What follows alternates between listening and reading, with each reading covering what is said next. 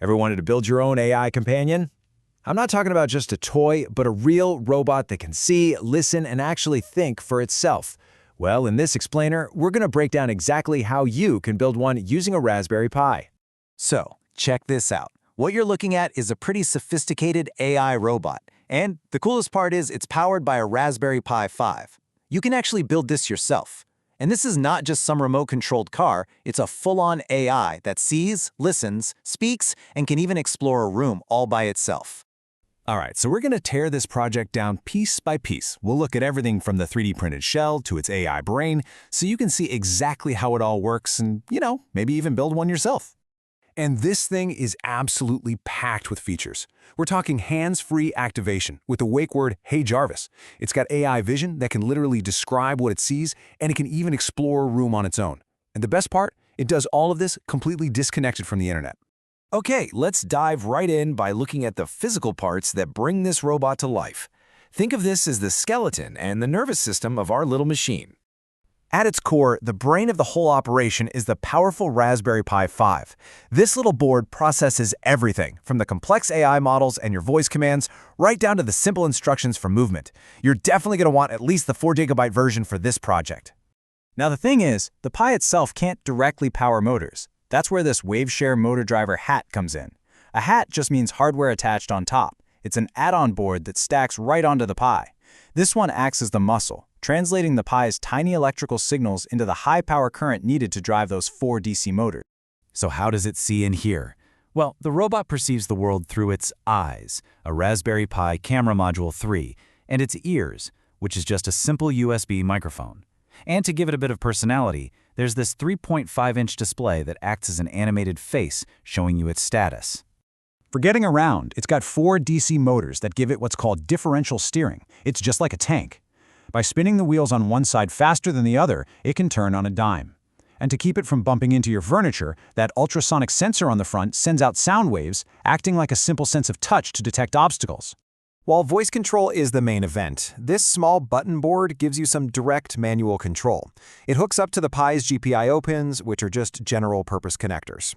This lets you do things like trigger the AI vision manually or safely shut the robot down without having to SSH into it or anything like that.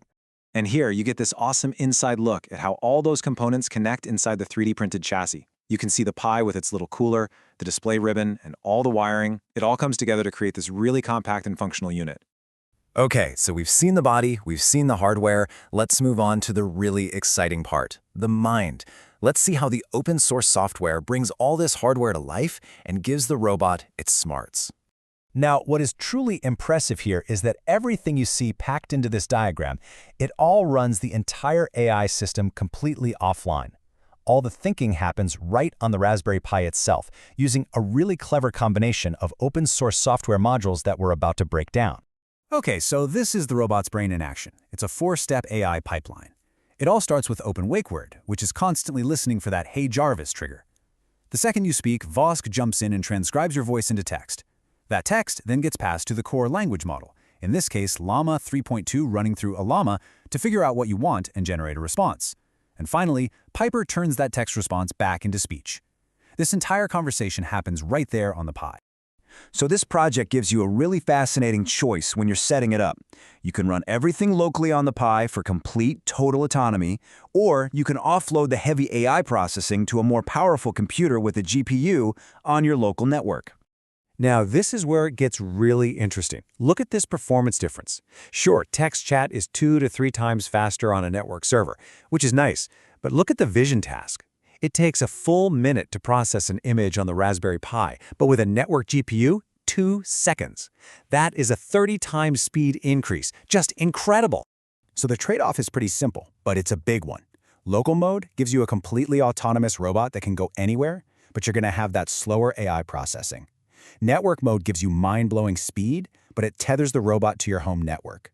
The good news is, it's actually smart enough to automatically fall back to local processing if that network connection ever fails. So, how do you actually build this thing? I know it seems really complex, but the creator has made the software installation process remarkably straightforward. So, after you flash the operating system and connected all the hardware, there's a single, intelligent setup script that just takes over. It installs all the software you need, it downloads all the AI models, which are about 5.5 gigs total, and it configures everything to run automatically when you boot up. It even remembers which steps it's finished, so you can rerun it without having to start all over again. But here's the most meta part of this whole project. It wasn't just built with AI. In a lot of ways, it was built by AI. The 3D printed body parts for the chassis were designed with help from Gemini, and all of the Python code was written inside a special AI-focused development environment. And that environment is Google's anti-gravity IDE. You can think of it like a coding partner. The creator used its built-in AI agents, powered by models like Claude Sonnet, to actually write, debug, and structure all the Python code.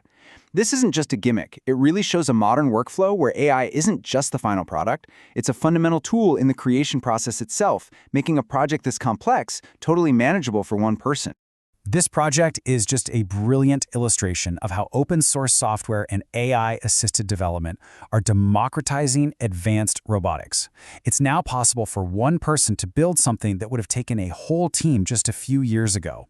Which kind of leaves us with a final thought, doesn't it? When the tools get this good, what's the next amazing thing you could bring to life?